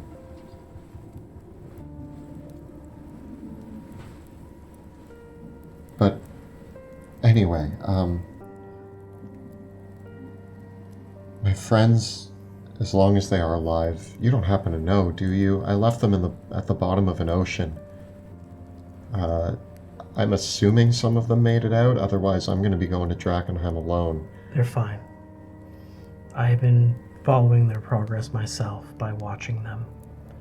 I have a crystal ball here that I can use to scry upon you and them and see how things are progressing. Can you scry on Wrath?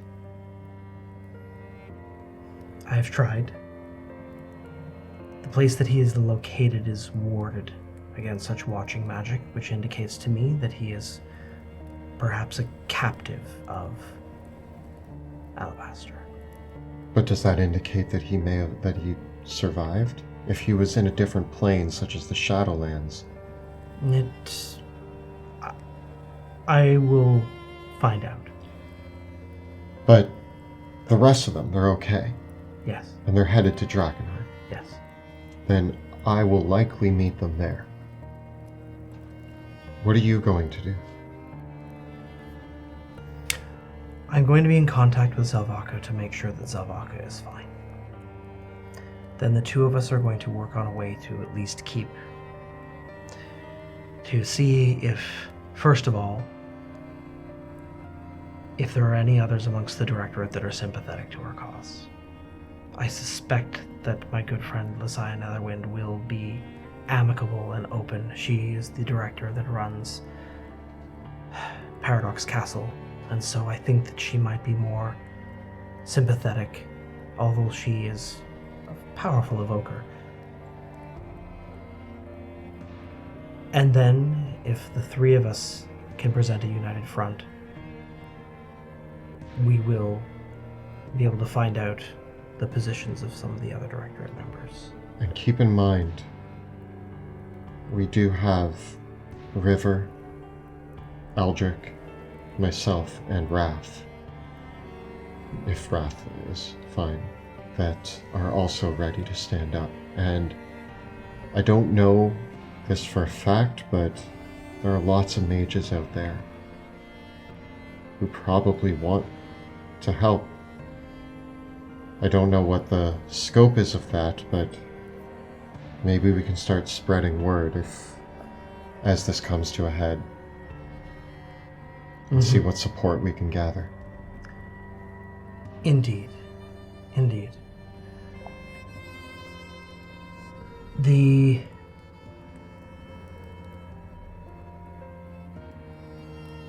only other thing that I can... Is there anything else that you need or require? I don't happen to know where the Queen of Thieves is, Katarina. Do you? She is dangerous. I've gathered that. I haven't been able to bring myself to face her in a way that I think people want me to, because... What is your exact quarrel with her?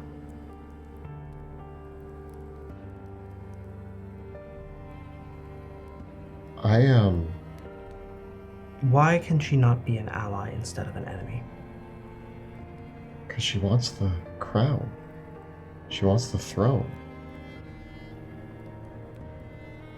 Have you considered that that might not necessarily be a bad thing? She represents a version of Drakkenheim that's crime, murder. It's It's the same type of people that bullied me when I was a kid, and she wants them running the nation.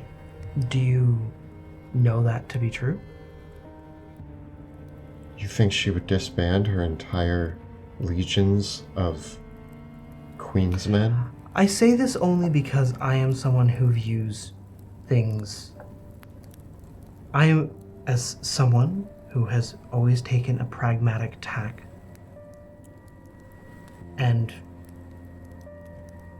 I see the possibility of how she acts with a means to an end. I offered her the chance to work with us several times, and she never takes my offers. She wants things done her way, meaning that if we worked with her, she would have to be in charge of everything, and that means it takes the option of us making choices away, because any time that we've presented ideas that have to do with what we want, she has said no. So if she's unable to compromise... She sounds like any other member of the Academy Directorate, and the best way to deal with that, in my experience, is to make them think that they're in charge. Sometimes the best way of dealing with personalities like that is to simply agree with them in principle and find your own ways of working within what they've asked.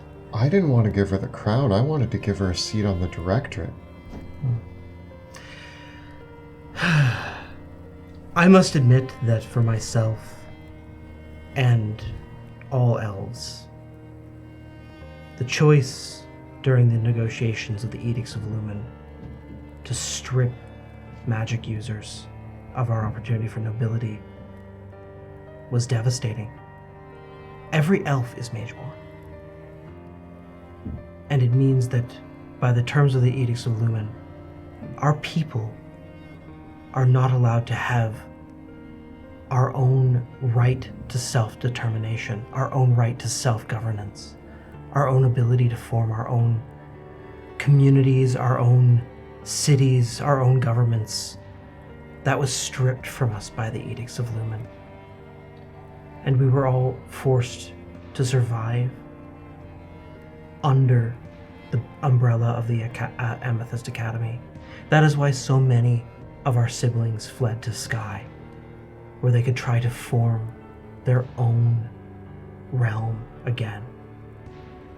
All we have ever wanted as a people is our own ability to decide our own fate, to govern ourselves. And that has been stripped from us and denied to us by the Edicts of Lumen. So I must admit to you, Sebastian, I think that the short-sightedness of the edicts is not necessarily something that I agree with.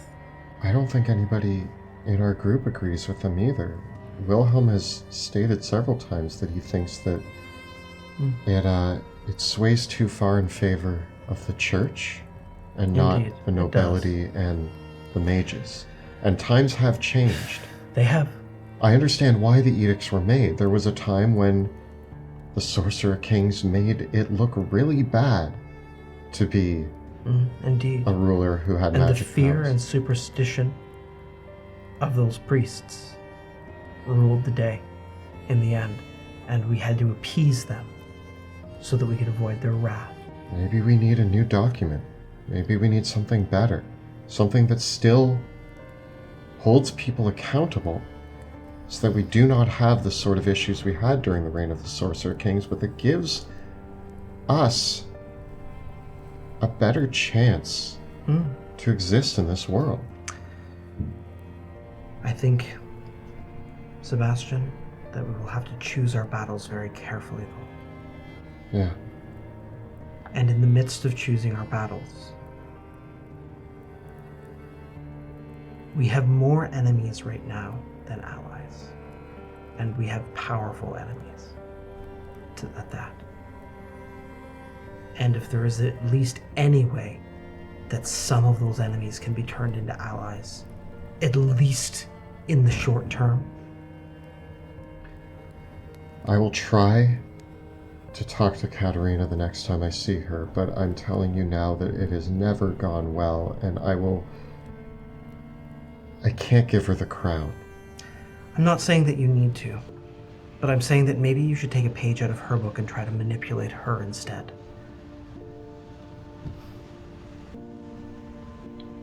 You know, you'd think I'd be good at that. But she always has a one-up on me. I've never been able to outsmart her. I'd like to think that I'm as smart as her, but even when we were kids, I thought that I was in control of certain things, but it was always her. She's had me wrapped around her finger since I met her, and it took me 15 years to figure that out. If she thinks that she's got you wrapped around her finger, is that not something that you can use against her? By letting her think that? But then what's my play? What do If she thinks that you are safe, she thinks that you are wrapped around her finger. And I suspect that she has a little bit of an interest in seeing you squirm just a bit. She strikes me as that type of woman. Then she might not perceive you as a threat.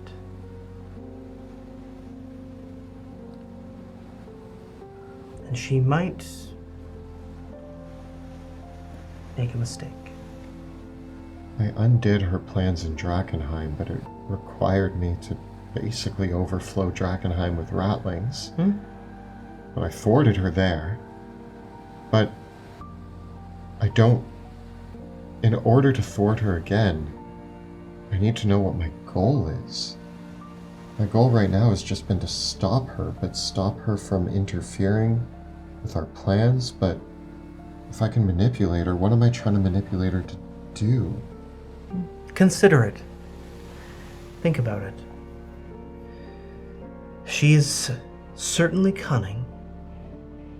And she thinks... But what I have always tried to think 1 or 2 steps ahead. Yes, she wants the crown. Why? She wants the power it represents. I don't begrudge her wanting power. I relate to that very much. And as long as she thinks she's gaining ground towards that end, that is the flaw that all the powerful run into. Is when they think that they are so secure in their power that they start trusting other people and doubting others' ability to actually work against them. There is one other thing that I have as a card, although again, it's a bit of a wild card. I haven't talked to Katerina since I brought her sister back, but all of her goals, all of her focus seemed bent on getting her sister back, and I did it. I haven't spoken to her since then. Well, I don't know if she knows. it seems like you've got a lot to do. I do. We should keep in touch more often. Yes. Send me whenever you need advice. I'm going to head to Drakkenheim, and I'll be meeting my friends there when they arrive. I'm going to try my best to do better for them, and I hope that you can help us out. I have a present for you. To make up for the 30 birthdays you missed? Yes. Nice. She kind of pulls out from an extra dimensional space a gift wrapped box. How big? It's I guess it would be a roughly rectangular box with like one of the boxes that you would open the top off, but she's wrapped it in a bow. And the box is probably about 4 inches thick and about like 1.5 feet by 2 feet. I hope you like it. Yeah, me too. I'm gonna take the lid off. You gotta take the bow. Oh, I rip the bow off, and I shred the wrapping paper, even though I don't really need to. And then It's a jacket. Is this because I'm naked right now? It's a jacket, and like there's like a shirt and a pair of pants, but they're immaculate, and it feels like the cloth is made out of shadow made into a material form, and it is a deep, rich midnight purple in the style that you really like. Cool. So it's sort of a semi-upgraded version of my academy robes that I had on before. Similar, but prettier. Similar, prettier, but she says, but also more befitting of an archmage.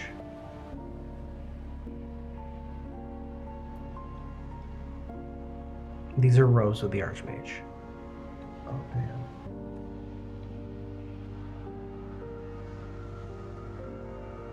Wow. Okay. Happy birthday, and for all the holidays that I've missed. This was something that I thought that you would need when you reformed. Thanks, Mom. This is pretty amazing. I'm gonna try them on. I try them on. So I have this deep purple, sort of military style jacket with gold trim. The sort of wide collar, and all the buttons and sort of design on it are, it's very like, there's black, midnight purple, gold, and a little bit of white. And the pants match, black boots, Mm-hmm. my white shirt. I guess I don't have my goggles with me right now, but Yeah. I wouldn't reform with those, but I'll get them back. I sure hope my scarf of billowing is still okay, because it would complete this look. Yeah. All right, so I get... Wow. Let me just want to see what this does. So...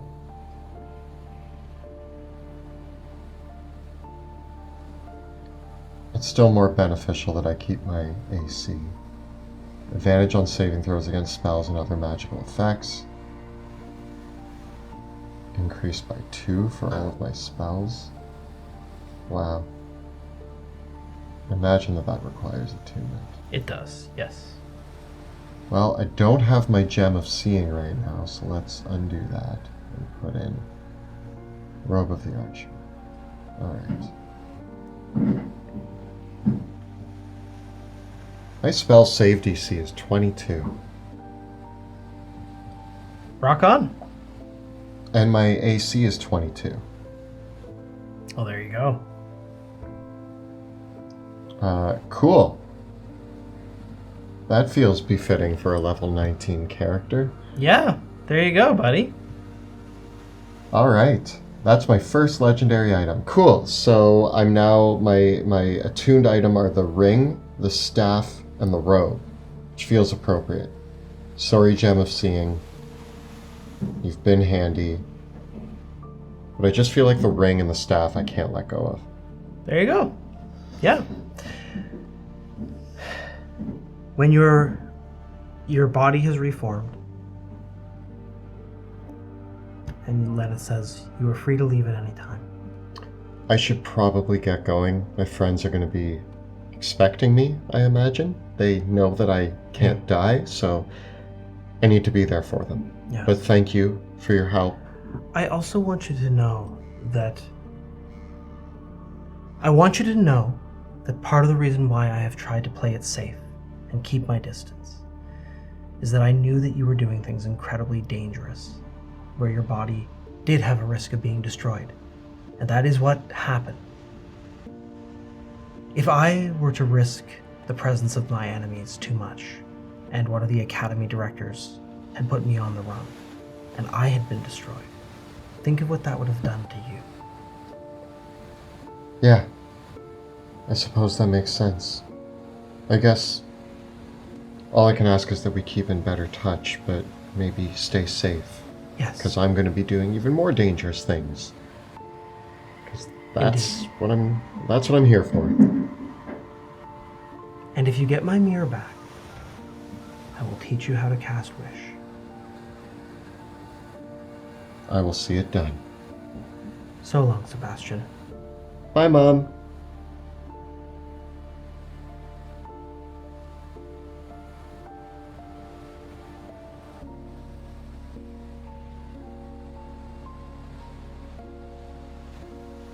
And with that, we shift back to the present, having heard Sebastian's story.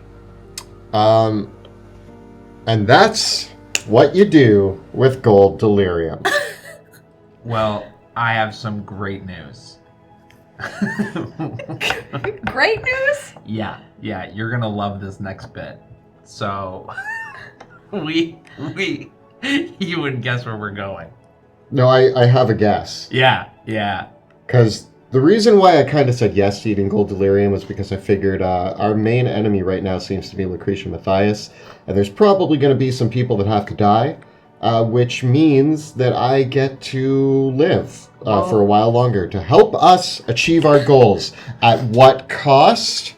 We'll find out. But we are trying to not murder everybody. We're going to save who we can. Some are going to repent. I'm not going on a murder spree. Some are going to repent. But our goal is to destroy delirium. And people's souls. Yeah. When you, eat it, is it destroyed? The delirium turns back to regular delirium. Oh, so you just, the soul out of it. It's like in the academy, we have these, magical drinks that a lot of the kids make. They're called, jammers. It's kind of like a jammer. Stick a straw in the delirium. And empty it, and then we... And you chuck the delirium. And then we burn the crystal. Yeah. Oh. Then we hand it to the Silver Order, and they go, boop, you're gone. And so, recycling. Drink the soul, recycle the package. Oh my god. Yeah. It's a win-win-win. Yeah. Defeat our enemies, satiate a lich, destroy delirium. I have to ask, just very, very briefly, are we the bad guys? You always ask that. Okay. No, the bad guys would be eating the souls, using the delirium to corrupt the world. Or, I don't know, letting the world die? So because we're recycling, yes, we're recycling. The good guys. I think, Pluto, you gotta think of it like we're doing our best with the lemons, turning it into lemonade for Sebastian to drink, all right? So they're just a bunch of lemons. We're just, we have already bad situation, we're making a bad situation better, but it's still a bad situation. Pluto, nobody involved in any of this situation is a good person. What? Really? There are no good guys. There are no bad guys. There's those of us who are attempting to do the best we can with what we're given, and there's those of us who are just jammers. Who are just walking jammers. They made their choice. This is the consequences of their actions. They chose to follow somebody whose great idea is let's let the world be destroyed. But I think we're going to do our best. And so I'm going to eat their souls. Not just to kill and eat their souls. We're going to give them a chance to repent. Yeah. They have an option. I'm very aware of that. Okay. All right. Okay. Joking aside, because we like to have fun, but Sebastian, I do want to help as many people as I can. I do not want to feast on all the souls I can get my hands on. That's not... How many souls have you seen me eat so far? That's a real question. Me personally? Yeah. None. I don't think we've ever. I think I'd feel a little bit queasy on it, to be honest. Yeah, I have done my best to only eat when it's absolutely necessary. And I will continue to do that. Because that's all you have to do, right? Is just eat to survive. I am in a situation here that I unfortunately have to currently live with until such a time that I can undo it. And I will let you know I'm working on that as well. For the time being, all I'm saying is that there is a way to keep me functioning that involves our enemies. Yeah. And I know it's ugly. No, it's actually not that bad. Well, thank you, because I feel like the last time I came back and was like, I gotta eat souls, it didn't go well, so I just wanted to be really upfront with you guys. Yeah. I wanted to be crystal clear, like the delirium crystals I'm gonna be eating the souls from, We shouldn't make so much fun of it, but I do agree. We give them a chance. If you haven't met me yet, humor's how I deal with extreme trauma and a lot of guilt and pain. And if you haven't figured that out yet, the idea that you're going to trap some of these people inside yourself, or give them to. Maybe I'll become a better person. You know. I don't know. I think this is a road that you're going down. I mean, I guess who am I to judge? You know. Yeah, and you know what? Honestly, We've all done some things. I've really come to terms with the fact that I just rather have you back. I want to undo and just don't eat my soul and murder. I won't. I literally, I would rather die than eat your soul. Appreciate that. 100 times. Appreciate that. As you finish that, Elias Drexel and Ophelia Reed asked to step into your tent. I hope these walls are thick. Yeah. Were we quiet enough? Drexel says, well, you three, here we are again. I remember the first time, he turns to Ophelia Reed, I remember the first time the 5 of us and Theodore Marshall conferred here in Camp Dawn. I've been speaking with the king and with Uriel Radley. Rudy and Wilhelm are going to focus on amassing the forces for the time being. Well, we would like the 3 of you to deal with the situation with Lucretia Matthias. Ophelia Reed jumps in. The 3 of you have had the most interactions with her than anyone else. And at this stage, we don't want to send the king in to deal with her if at all possible, just in the off chance that makes the situation pretty ugly. By not having Wilhelm directly involved in whatever happens with Lucretia Matthias, hopefully it will create some distance when he has to get the people back behind him. But I want you to bring her in alive, if you can. We'll do our best. I think we'd rather not make a martyr out of her. And I think St. Pluto over here, newly born St. Pluto, can do his best to try to talk as many of the pilgrims into following us. Yes. As possible. We will give them an opportunity to repent and to give up their heretic ways and continue the path towards the light. All right. Here's what we know. The followers of the Falling Fire control 4 main locations in Drakkenheim right now. Champion's Gate, heading into the south ward of the city. St. Selena's Abbey, which has been their stronghold from the very beginning. The Cathedral of St. Vitruvio, as well as they have a chapel on the edge of the crater, known as the Chapel of St. Gresha. Insofar as our scouts have been able to determine, Lucretia Matthias has been continuing her regular operations in guiding more pilgrims to take their ritual, which means that she has been moving on a daily basis between all 4 of these locations. So at any given time, she could be at any one of them. What we do know from reports is that she carries the High Flamekeeper's reliquary with her at all times. What nobody knows is where the Falling Fire keeps the helm of St. Vitruvio, and we can only assume that the bones of Argonath remain in the cathedral.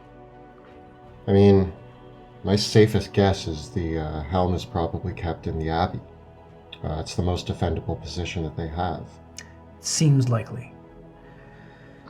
It is up to you to decide how you'd like to deal with the situation. But all we need from you is to bring back the helm of St. Vitruvio, the High Flamekeeper's reliquary, and secure the bones of Argonath, and deal with Lucretia Matthias, however that works. Do we know the location of the bones? Are they something that can be easily moved, or are they in a place and We saw them in the basement of the cathedral. They were down there. They're large. Yeah, Yes. because I was thinking, what if we just go to the bones? She's probably going to come to us. The question is, do we want to focus on her first and then pick up the rest of the materials? Or do we want to pick those up and gain that knowledge that we're coming from her? Either way, we will. She's not going to come to us with the helm, so we're going to have to get that. I imagine that if we take down Lucretia Matthias, and by take down I mean alive, preferably, one of two things happens. Either A, we greatly succeed and a bunch of her followers disperse or come with us, and we have to deal with less of the other locations, or the vice versa could happen and we get her and it goes wrong and we cause a revolt of some sort where they are riled up under a single angry banner to murder us. So maybe her last, and we can potentially attempt to stealth mission into the other things. Yeah. I say attempt because I don't know if we've ever Or been we able could to do that. try to get her in between. If we move to a location, observe her, wait for her to leave, and then pounce on her during the movement. I say the easiest location for us to start at is Champion's Gate because it's on the outskirts of the city. Mm-hmm. So if we head in and look, What if we disguise ourselves as people Rattlings, pilgrims. doing the pilgrimage? There's probably so many pilgrims and so much chaos. Can we look? Pilgrimage. Wait, I think you, Sebastian, can help us. I think I can as well. Sorry, new body. I forgot how to cast spells for like 10 days. Haven't had to do a lot of spellcasting. Pretty sure. Yes. I can make us all look different. Yeah? Yeah, Okay. You seeming? I've seen it. Okay. Elias says, sounds like that is a good place to start. Ophelia Reed says, if a little bit of a trick helps that go peacefully, then that's how I would handle it. We have done an operation exactly like this one other time when we snuck into Altbrook University, and Yep. that went perfectly. Yeah, we're at 100% success rate with this current strategy, so I see no problems. We've done it. We've done it twice, actually. Rudy did it at Altbrook, and Veo did it in the city. Rudy Light got kind of City. caught, though. That was not fair. They asked you a bunch of questions, and that wasn't fair. That wasn't fair. Listen, I'm not going on this one. It's a good thing. I'm not good at lying. Hopefully the rest of you are. Ophelia Reed says, you might want to actually start in Emberwood Village. The followers of the Falling Fire gather there first, and then go to Champion's Gate. There's So a if- farm. There is, the Hendricks Farm. if you go there first and you join a group that is going in, it might give you a better cover. Great. All right. Yeah, I mean, we did it successfully when we went. Probably fine. No issues. Yeah. This is a great plan. Good job, We've Pluto. had Thank you. practice. Yeah. That wisdom. It's honestly, it's the wisdom. It's honestly, it was the oil. It did it for me. I see And the that. fire oil. I often And inhaling the think fumes. back to you being covered in oil. Honestly, no hair on my entire body. Seriously. I've noticed. Yeah. Is there anything that you need Check it out. before you set out? Good question. Maybe a cover story. I'm a simple blacksmith from what's It might be good. We'll come up with our backstories on the way. Yeah. Oh, you just want potions? Ophelia, Yeah, give us potions. Yeah. okay. Yeah. You can each roll a d4. Oh, Do we just want potions then? Cool. 2. 4. I can't pick it up. 4. Okay. Ophelia Reed has 10 potions of superior healing for you. Whoa! 3 each and then an extra. No, you each get what you rolled. Oh, I took 3. Do you want an no, extra? no, that's okay. No, take an extra. you can take one of mine too. Okay, sure. No, I have 4. I have 6 right now, I have 7. and I have an extra. And I have 2 supreme. And, Okay. and Like, we're if I'm not mistaken, you all are now level 19. So what did you Woo! take for level 19? I took an extra level in Rogue, which gives me 2 things. First is I get blind sense. So I'm able to, if I'm able to hear, I'm aware of location of any hidden or invisible creatures within 10 feet Cool. of me. And then I got to take a spell that was outside of illusion or yeah, like the regular ones for Yeah. Gloomstalker or like Arcane Trickster. So I took Thunderstep, so I can Great. not only get out of somewhere, but take someone with me and do damage. I got time stop. Okay, you win. Yeah. Yay! You won that battle. And Pluto, what do you got? I took another feat. Tough. Gotta be Yes. Yeah, because there was a brief moment there where Wilhelm had more hit points than you, and you were like, no. There's a couple levels actually. It was probably like 2 Okay. levels. Yeah. What Yeah. are you at now? Like 2 and change to 213. Okay. Cool. Well, Well, yeah, you're with- still fine. You're good. You're good. You're good. Excellent. Well, with your plan in motion, Elias and Ophelia give you your regards, and you set out for Emberwood Village. And that's where we'll end for tonight. Here we go. I got this. A big thank you, as always, to our incredible cast, Jill, Kelly, and Joe for playing tonight. And a huge thank you to Kyle for all of his work behind the scenes, keeping the stream running and things flowing. And a big thank you to Monty, our dungeon master, as we move into the final arcs of Drakkenheim, returning to the city. Very exciting. Where it all started. And where it will all end. In our games tonight, In our games tonight, we love to use a variety of incredible assets produced by talented artists. And if you have the opportunity to go out and support some of these amazing creators, we encourage you to do so. We have wonderful terrain by Dwarven Forge. We have miniatures by Hero Forge and WizKids. We have player character artwork by Elizabeth Pro and the wonderful music by Tabletop Audio. Of course, check out the links below for our Teespring store where you can find all of your favorite Dungeon Dudes shirts. Check out bit.ly/Dungeon Dudes merch. And of course, if you want to support the channel, check out the Ghostfire Gaming site, Drakkenheim.com, to bring Drakkenheim to your table. Our videos and live streams are made possible thanks to the generosity of our incredible Patreon supporters. If you enjoy the work that we do here, please consider becoming a patron of the show. The links are down below. and we have a great Discord community exclusive for our Patreon, where we chat about all things D&D, Drakkenheim, everything else in the whole world. So join us in there and hang out. Thank you so much for watching, and we'll see you next time in Drakkenheim.